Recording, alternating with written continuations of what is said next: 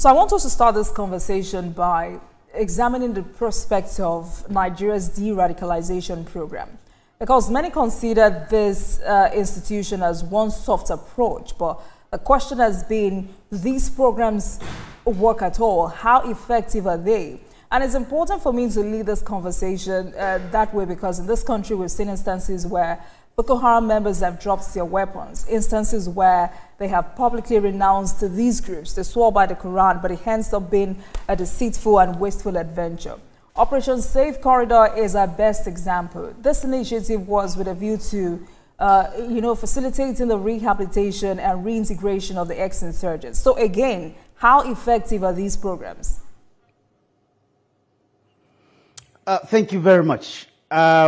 But permit me to say, before we talk of how effective it is, permit me to say it is also important, because of the concerns raised by many Nigerians, raising very genuine questions.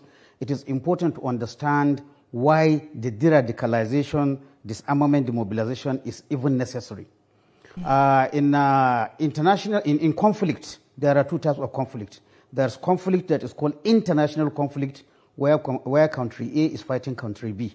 Then there is the non-international armed conflict, where the two sides are government forces, but the adversary or the enemy are internal citizens of that country.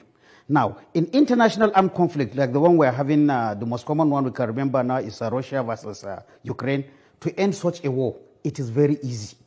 At the end of it all, there will be an instrument of surrender that will be signed, or one country will be captured, and then at the end, they will say, Russia, take your own prisoners of war, let them go back to your country. Ukraine, take your prisoners of war that we have, and that is the end of the fight. Unfortunately, in a non-international armed conflict, like Boko Haram, where Nigeria is fighting, Nigerian security forces are fighting Nigerian citizens, it is very difficult. We don't have this neat way of finishing a non-international armed conflict. Generally, an insurgency like the Boko Haram will end in 1 or 6 ways. First, it could be a military defeat. That is, the government forces have completely annihilated Boko Haram. Unfortunately, we have not attained that.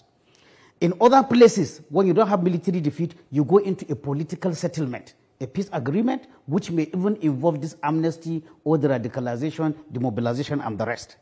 A third way is that, which is an unfortunate one, but it has happened in other places, is that the insurgent will defeat the government forces. And in that case, they will even become the government of that country. A fourth way that could happen, again, it has happened in some countries, here I'm talking generally, is that the insurgents will turn into a political party, and they will enter into the politics of the country and do a power agreement. The fifth way that could happen is the loss of support from the insurgents themselves and from the local community, and then the insurgency group will disappear.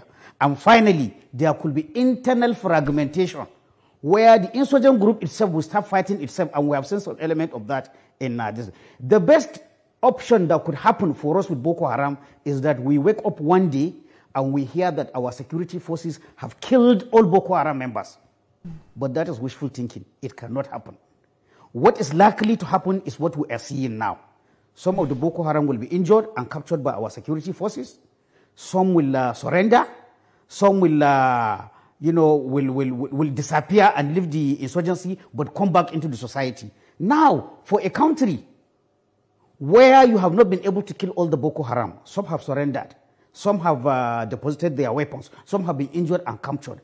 Again, under international humanitarian law, once somebody surrendered, a professional military cannot line up those people and kill them. What option do you have? The other option, you could say, okay, take them to prison. But if you remember yesterday, I had the interview with Governor Zulum. He's talking about 300,000 Boko Haram. What is the feasibility of keeping 300,000 people in prison? Already we have a congested prison. And for how long? Are you going to keep them for life? And even that, if you are taking them to prison, if you want to follow rule of law, you have to take them to court. Let court find them guilty. We know what happened with some of the trials that were done in Kayenji. I think in one instance, about 600 were tried, but the court could not find evidence to pin them as Boko Haram, and about 400 and something out of the 600 were discharged. So why I'm laying this background is that as long as you don't kill a Boko Haram member in the actual camp of battle, if he surrenders, if he's injured, you capture him, you have a problem. Because again, the final way, are you going to take them to another country and say these are Boko Haram members, we don't want them in Nigeria? So it is for this reason that international humanitarian law, in the case of such internal armed conflict, where the enemy is also a citizen, it looked for a way, how do you end that conflict? That is why the issue in the Geneva Convention, Additional Protocol 2, specifically Article 6.5, it says, and I quote almost verbatim, at the end of hostilities, the government in power should endeavor to declare as widely as possible amnesty for those who took part in the decision. However, there is a caveat. The first caveat I have mentioned, at the end of hostilities. That is what hostilities have ended. The second caveat is that even though the Additional Protocol of Geneva Convention said this, it says the amnesty to be given is not a blanket amnesty for everybody. There ought to be investigation to find out those who are commanders, those who have committed rape, those who have committed arson, those who have killed, those ones, they will not enjoy amnesty. Those ones will be taken to court, and the court will sentence them to whatever punishment the court deems necessary. The ones that will, get amnesty, and we know there are classes like that, some that were abducted and taken into the bush.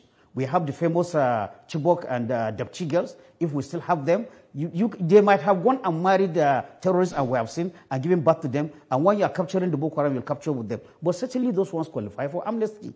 There are children that were taken with their parents when they were minors. Not that they joined Boko Haram. They followed because their parents were there. Even among the Boko Haram, from what we understand, they have people whose work is farming. They have people whose work is fishing. They are not fighters. These are the people, but only an investigation, a careful investigation can separate these things. So these are the issues that are involved. Now, I laid this foundation before I came to say how effective the radicalization these programs. Well, experts in general, there are conflicting opinions whether actually the radicalization, which in simple terms it means changing the belief. Changing the belief, whether actually the radicalization works. Some experts say it works. Some say you cannot change the belief of an insurgent. So they brought another term, which they call disassociation. You cannot change the belief which is in his head, but you can change his behavior by making him to do away with violence. Okay.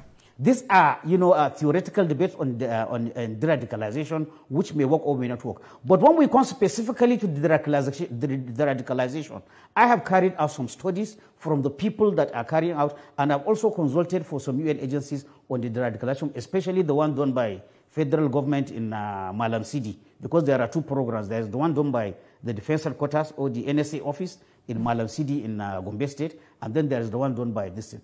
So far, what I hear from the operators of this thing is that they do not have a single case of a Boko Haram who went through the radicalization program that went back into the bush.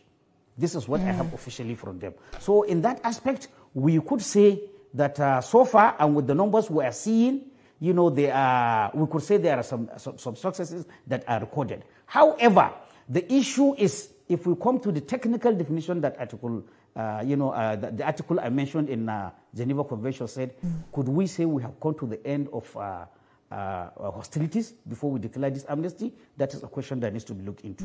Could we say we have programs in place that actually separates the actual fighters, the killers, the arsonists from the farmer, the child, or the woman that was taken? Do we have that in place? These are questions that we really need to look to, because declaring amnesty too early or declaring a blanket amnesty, they have negative consequences. And we have seen that not only in Nigeria, in other countries.